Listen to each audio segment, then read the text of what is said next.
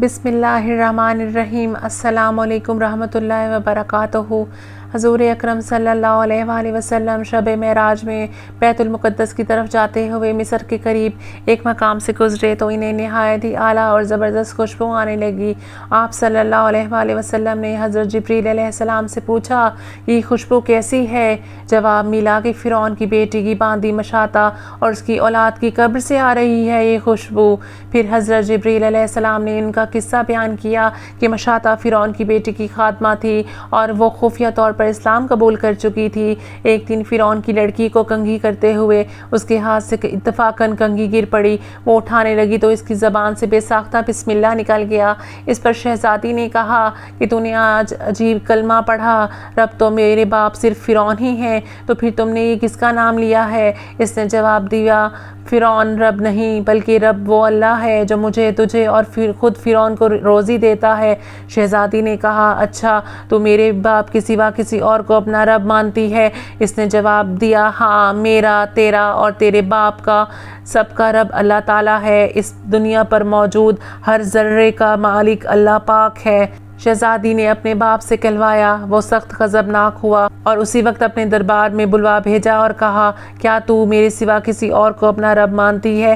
اس نے کہا، میرا، تیرا رب تعالیٰ وہی ہے جو بلندیوں اور بزرگی والا ہے۔ فرعون نے اسی وقت حکم دیا کہ تانبے کی جو گائے بنوائی ہوئی ہے اس کو خوب تپایا جائے اور جب تک وہ بالکل آگ جیسی نہیں ہو جاتی اس کو گرم کیا جائے تو اس کے بچوں کو ایک ایک کر کے اس میں سزا کے طور پر ڈال دیا جائے گا، آخر میں خود اس کے عورت کو بھی اس میں ڈال دیا جائے۔ چنانچہ وہ خوب گرم کی گئی، جب آگ جیسی ہو گئی تو حکم دیا گیا کہ اس کے بچوں کو ایک ایک کر کے اس میں ڈالنا شروع کرو۔ اس نے کہا، بادشاہ ایک درخواست پر میری منظوری کرو، وہ یہ کہ میرے اور میرے ان بچوں کی ہڈیاں ایک ہی جگہ ڈال دینا۔ اس نے کہا، اچھا، تیرے کچھ حقوق ہمارے ذمہ ہیں اس لیے منظور کرتا ہوں۔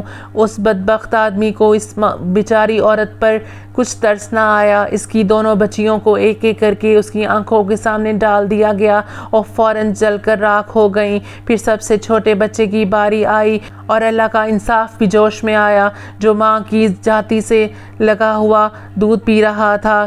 فرعون کی سپاہیوں نے اسے گھسیٹنا شروع کیا تو اس نیک بندی کی آنکھوں تلے اندھیرا چھانے لگا اور ماں کی مامتا منہ تک آ گئی۔ اللہ تعالیٰ نے اس بچے کو اس وقت اب زبان دے دی اور اس نے بآواز بلند کہا، اماں جان افسوس نہ کر، اماں جان ذرا بھی پس و پیش نہ کرو، حق پر جان دینا ہی سب سے بڑی نیکی ہے۔ چنانچہ انہیں صبر آ گیا، اس بچے کو بھی آگ میں ڈال دیا گیا اور آخر میں ان کی ماں کو بھی اسی آگ میں جلا کر مار دیا۔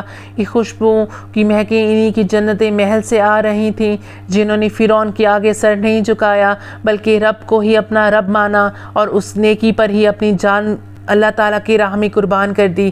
اللہ تعالیٰ ہم سب کو نیکی کی توفیق عطا فرمائے، آمین۔